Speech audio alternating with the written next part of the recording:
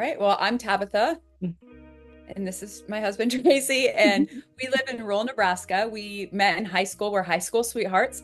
We have five beautiful daughters, and ranging from 15 all the way to two.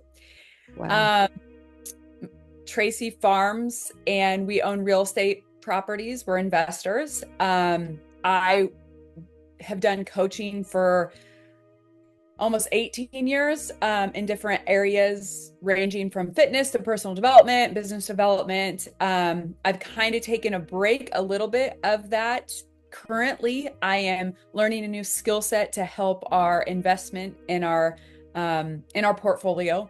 I'm an action taker. I do things, but I'm learning to slow down in what we're doing so that I don't miss it. Mm-hmm. You know, and it's like he's learning to take risks where he normally wouldn't. And I think that's why our marriage does work, kind of, Mm-hmm. diving into that is like, I push him out of his comfort zone, but he also slows me down to say, hey, Mm-hmm. we're in the comfort zone for this reason, and I think that's what makes our relationship, there can be conflict there, but if you're willing to work through the conflict and know the end goal, we always talk about what's our end goal with this.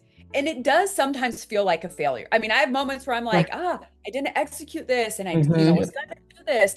But at the same time, if I'm not centered with where God wants me to go, Mm. then we're just it's not. And there was just some things that were happening that, you know people who do coaching business or any online service, even podcasting, sometimes it feels like you're investing all this money into these Mm-hmm. programs, people to help you, these marketing people and these sales people, and it was just getting to the point where I just felt like I was chasing that instead Mm-hmm. of Mm-hmm. called to that.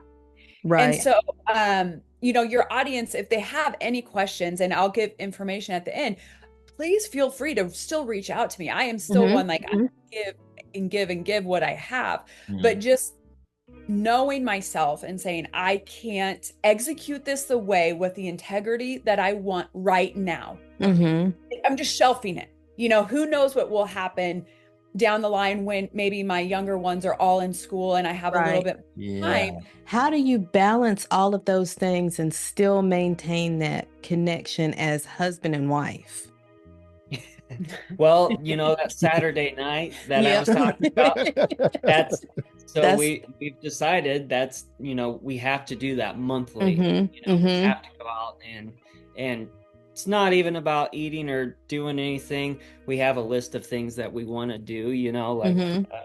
Different fun yeah, things, like to different make fun it things to exciting. make it Yes. exciting, but we schedule that time, and we have a nightly routine where we just once the kids are to bed, we Mm.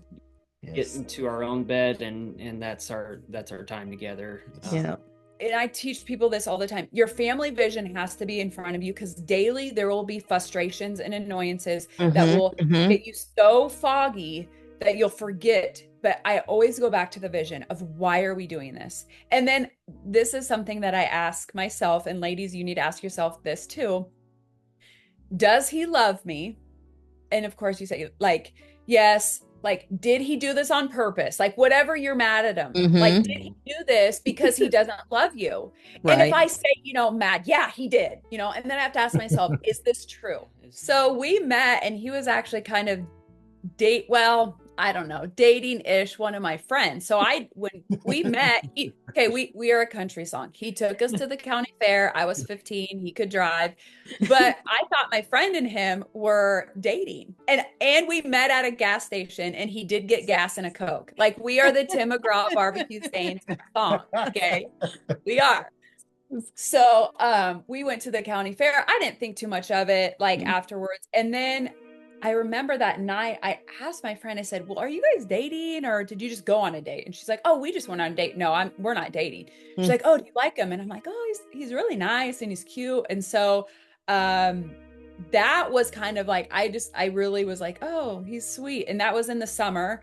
And we kind of did group things. I'd see him or whatever. He'd have pool parties, and I really liked him. And so I would call him and we'd have these conversations, and he wouldn't really I mean, we'd talk for like 2 hours, but he'd never call me back. There's a lot of avenues. And so we just try to support them in that. And then now that I'm doing this trading stuff, I'm on the computer. I really haven't said much to them about it, but I just do it. And my daughter was like, well, what's that? And I'm like, oh, this is, they're like, I don't even know what that means. And I'm like, yeah, okay. And I just try to plant the seeds. Right. Because when they start to grow, they're going to say, well, what's this from? And I'm going to say, remember that stuff mom was doing on the computer? Mm-hmm.